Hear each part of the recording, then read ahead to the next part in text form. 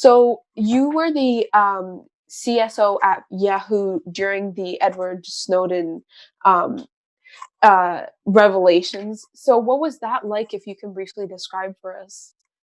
So to be clear, I joined Yahoo shortly after Snowden. Like Oh, while okay. the Snowden revelations were happening, there was no CISO there, but I was Mhm. the first one who kind of caught it. So there were already a bunch of people at Yahoo, including a friend of mine, Regina Wallace Jones, who I've been talking to about this, who's now the mayor of East Palo Alto. That she was like the head of product management for the technical time. So there's already people working on the security stuff, but I was the first CISO after that. Um, yeah, the Snow disclosures. So, I mean, the one interesting thing about the Snow documents, which it's amazing talking to you guys about it because a bunch of you were like 7 when this happened, but was how kind of boring they were. So when we learned that NSA documents were going to start sneaking out, is like, okay, great, this is it. It's aliens. There are going to be aliens in there, right? Like we've got the Roswell, we've got Area 51. Okay, no aliens. Okay, well at least there's going to be quantum computers, right? We're going to have like quantum computers that can break encryption. No quantum computers. Okay, well maybe there's something in there that's really cool math, like P equals NP, right? Or somebody has a polynomial time solution to the discrete logarithmic problem. Like something like that would break RSA, or break some other types of encryption, like Diffie-Hellman, that are really important to us. No? Okay. What was in the disclosures was actually not super sexy. What it was is things that we knew could be done were being done at a scale and by spending an amount of money that we had never thought of, right? So like everybody knew you could tap a fiber optic cable, right? That people had done it. People sold commercial products. Nobody knew that the NSA was tapping effectively every fiber optic cable landing on the shore of the United States, and that our allies in GCHQ in the UK were doing the same. And because a huge amount of the bandwidth that flows across the Atlantic Ocean comes between the UK and the US, that a huge chunk of global internet traffic was ending up in the NSA servers, right? So there's nothing like specifically really amazing there, except the fact that they did this as aggressively as they did, and they spent so much money doing all of this work, right?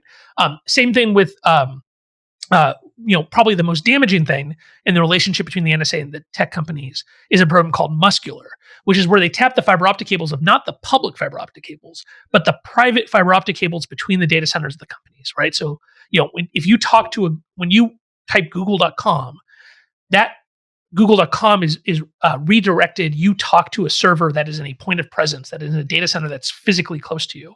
And then from there will be a protected encrypted link back to a Google data center. And then all of the Google data centers will have dedicated fiber optic links between them. This is where the people that spend billions of dollars layering incredibly fine pieces of glass in the bottom of the ocean, they don't make their money from internet traffic. They make their money from selling bandwidth to these companies. And it turns out that the NSA took advantage of this and they were tapping these lines. And so they were copying all this data as it moved inside of the companies themselves.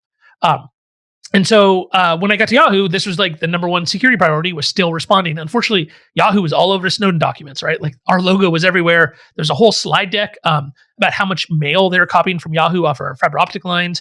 In one slide, they were complaining about how much spam Yahoo had, that the NSA had to store all our spam, which is like, welcome to my life, buddy.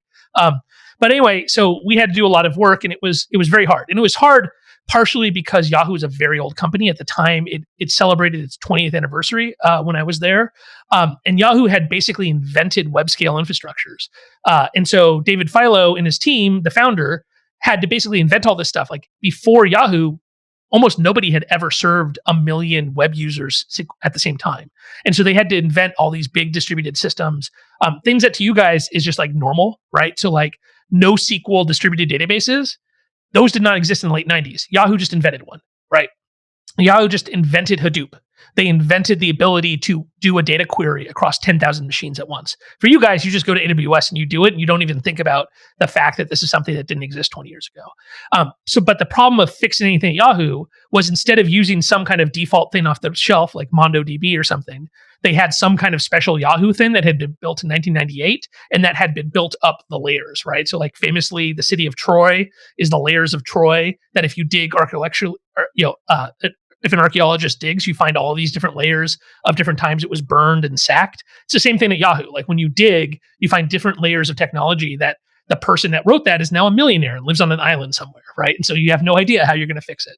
And so there was like a huge technical challenge of trying to bring Yahoo up to the same standard that Google and Facebook were setting at the time in the response to Snowden, using a technology that was incredibly old comparatively.